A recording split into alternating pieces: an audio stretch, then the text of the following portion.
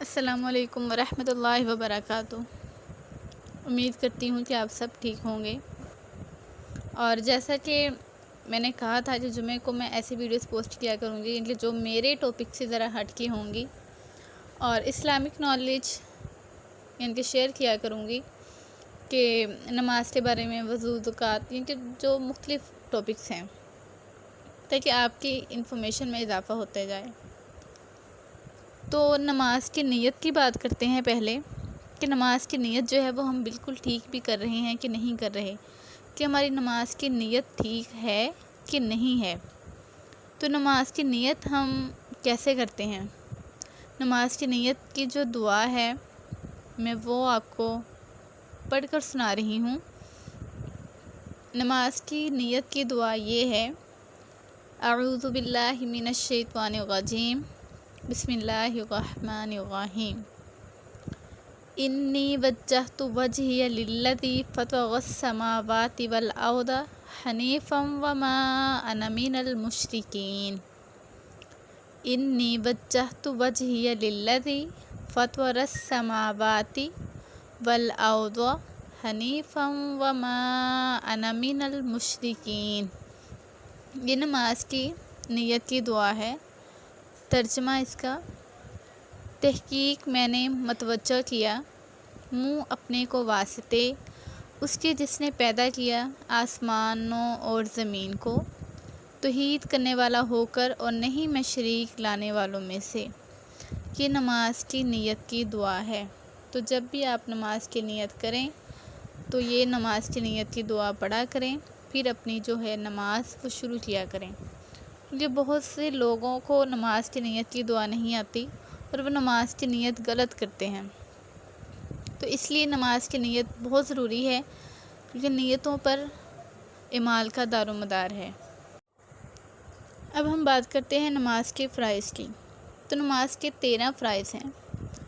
नमाज के बाहर के फ़राइज़ जो हैं हम पहले उनकी बात करते हैं कि कौन से फ़राइज़ हैं ऐसे कि अगर वो रह जाएं तो जो हमारी नमाज है वो नहीं होती। तो नमाज का पहला जो फ़र्ज़ है वो है बदन का पाक होना, कि हमें नमाज पढ़ते वक्त इस चीज़ का ख्याल रखना चाहिए कि हमारा जो बदन है, हमारा जो जिस्म है वो पाक भी है कि नहीं है। तो हमें सबसे पहले अपने जिस्म को पाक करना चाहिए। दूसरा फ़र्ज़ जो है वो है कपड़ों का पाक होना, कि हम ध्यान रखें कि हमारे कपड़ों पे कोई नापाक चीज़ ना लगी हो, कपड़े जो हैं वो हमारे पाक साफ़ हों। तीसरा जो फ़राइज़ है वो है सतर, यानी बदन का छुपाना। तो बदन के छुपाने की बात अब आई है, तो पहले तो इस चीज़ को क्लियर करना होगा कि कौन सा जो बदन का हिस्सा है वो छुपाने का हुक्म दिया गया है, या कौन सा वो हिस्सा जो ज़ाहरी तौर पर नहीं छुपाने का हुक्म नहीं दिया गया।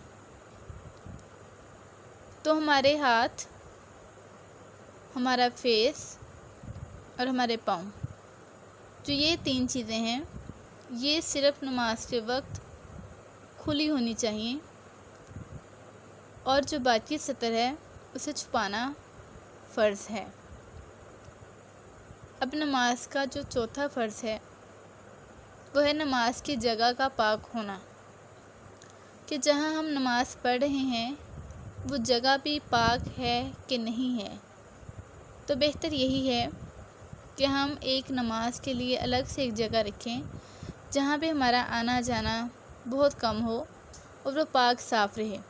तो नमाज की जगह जो है उसको साफ़ रखना चाहिए।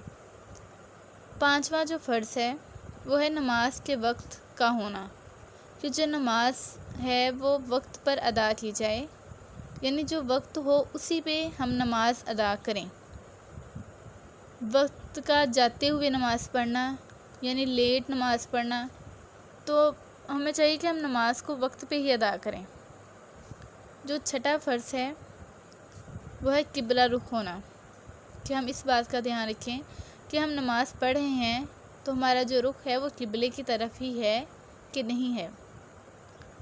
सातवां फ़र्ज़ जो है वह है नमाज की नीयत करना, कि हम नमाज की नीयत अच्छे से करें और वो नमाज की नीयत की दुआ मैंने आपको बता दी है। आप ज़रूर सीखें, उसे याद करें ताकि हमारे जो नमाज की नीयत है वो बेहतर हो सके। अब हमारी नमाज के अंदर के फ़राइज़ हैं कि नमाज के अंदर के फ़राइज़ कौन से हैं। नमाज के अंदर के फ़राइज़ जो हैं इसको हम नमाज की शराइत भी कहते हैं। नमाज के अंदर के फ़राइज़, पहला तकबीर तहरीमा कहना, यानी अल्लाह अकबर कहकर नमाज शुरू करना, ये नमाज का फ़र्ज़ है। दूसरा क़याम करना यानी नियत बांधना। तीसरा क़िरात पढ़ना यानी तिलावत करना। चौथा रुकू करना। पाँचवा 2 सजदे करना। और छठा अत्तहियात की हालत में बैठना। अगले जुमे हम इंशाल्लाह अत्तहियात के बारे में थोड़ी सी बात करेंगे और उसका जो नॉलेज है वो शेयर करेंगे। तो नमाज के बाहर के फ़राइज़ और अंदर के फ़राइज़ जो हैं इसको मद्देनज़र रखते हुए हमें नमाज अदा करनी चाहिए कि जो हमारी नमाज है वो बेहतर तरीके से अदा हो सके। ज़रूर आपने मेरी आज की वीडियो से कुछ ना कुछ सीखा होगा, तो ज़रूर मेरे चैनल को सब्सक्राइब करें, शेयर करें एंड लाइक करें ताकि मेरी हर आने वाली न्यू जो वीडियो है वो आप तक पहुंचती रहें और आप कुछ ना कुछ सीख